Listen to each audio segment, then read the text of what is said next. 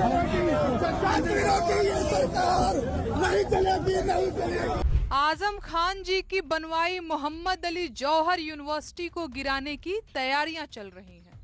Bulldozer में तेल भरवाया जा चुका है, बस एक इशारे की देरी है। अब जौहर यूनिवर्सिटी गिराकर बख्तियार खिलजी से भी आगे निकल जाएंगे। आजम खान की यूनिवर्सिटी पर बुलडोजर कार्रवाई के आदेश के बाद बवाल मचा हुआ है। विपक्षी दल बीजेपी सरकार पर हमलावर है।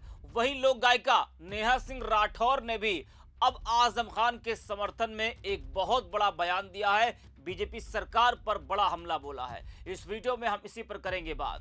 नमस्कार, 4 PM पर आप सभी का स्वागत है। दोस्तों, यूपी में बीजेपी की सरकार आने के बाद से ही आजम खान लगातार योगी सरकार के निशाने पर रहे।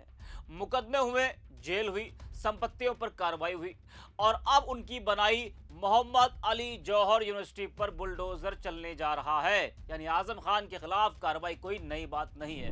सरकार कहती है कि यूनिवर्सिटी अवैध है, तो सवाल है, जब बीजेपी की सरकार को सत्ता में आए 10 साल हो चुके हैं यूपी में, जब पूरा प्रशासन सरकार के हाथ में है, जब जांच एजेंसियां सरकार के पास हैं, तो इतने सालों तक यह कार्रवाई क्यों नहीं हुई?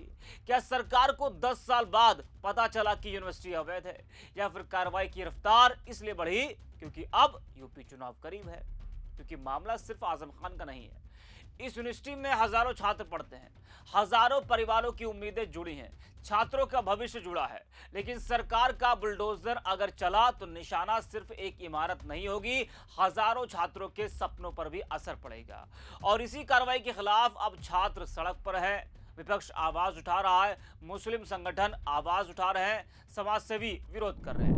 लोक गायिका नेहा सिंह राठौर ने भी योगी सरकार पर तीखा हमला बोला है।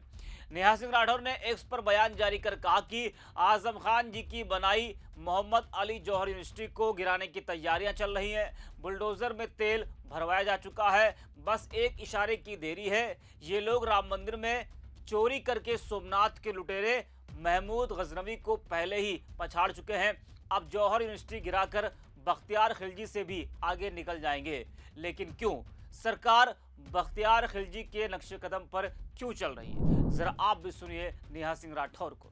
आजम खान जी की बनवाई मोहम्मद अली जौहर यूनिवर्सिटी को गिराने की तैयारियां चल रही हैं। बुलडोजर में तेल भरवाया जा चुका है, बस एक इशारे की देरी है। ये लोग राम मंदिर में चोरी करके सोमनाथ के लुटेरे गजनवी को पहले ही पछाड़ चुके हैं। अब जौहर यूनिवर्सिटी गिराकर बख्तियार खिलजी से भी आगे निकल जाएंगे। लेकिन क्यों? सरकार बख्तियार खिलजी के नक्शे कदम पर क्यों चल रही है? एक बने बनाए तैयार विश्वविद्यालय पर बुलडोजर चलवाने वाला आदमी किस तरह सोचता होगा? क्या ऐसे आदमी के दिमाग पर रिसर्च नहीं की जानी चाहिए? क्या विश्वविद्यालय तोड़ने का ख्याल आने से पहले सरकार ने एक बार भी सोचा कि उसने खुद कितने विश्वविद्यालय बनवाए? अगर तैयार यूनिवर्सिटी तोड़ दी गई तो इसमें पढ़ने वाले हजारों छात्रों के भविष्य का क्या होगा? अरे मैं भी कैसा सवाल पूछ रही हूँ। अब सरकार को छात्रों के भविष्य से क्या लेना देना?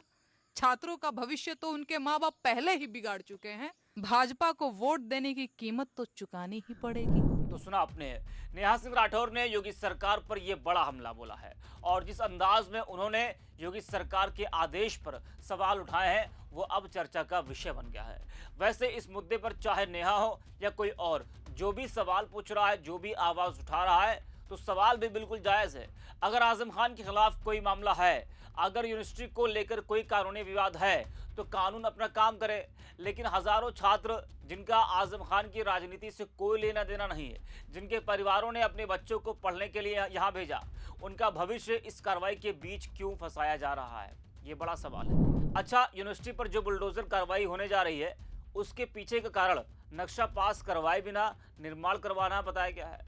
रामपुर विकास प्राधिकरण का कहना है कि विश्वविद्यालय परिसर में कुल 40 इमारतें हैं, जिनमें से 38 का निर्माण बिना स्वीकृत नक्शा पास कराए किया गया है। प्राधिकरण के अनुसार इन इमारतों को लेकर पहले नोटिस जारी किया गया था और 15 दिन का समय भी दिया गया था। समय सीमा पूरी होने के बाद अब तोड़ने की तैयारी की जा रही है।